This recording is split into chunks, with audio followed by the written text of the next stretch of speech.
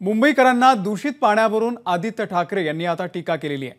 पत्रकार परिषद घेऊन दूषित पाण्यापुरवठ्याचं कारण सांगावं असं देखील आदित्य ठाकरे यांनी म्हटलेलं आहे। आदित्य ठाकरे यांनी बीएमसी आयुक्तांना या संदर्भातलं आव्हान दिलंय।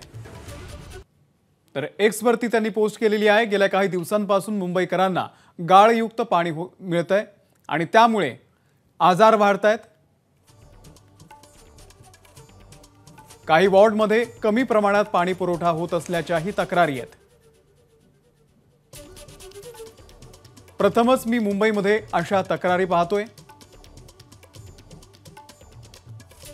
तक्रारींची बीएमसी दखल घेत नाहीये।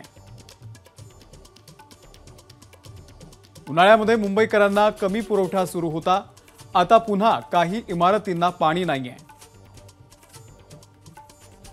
मुंबईकरांना दूषित पाणी अपुरं पाणी का मिळतंय याचा खुलासा व्हावा।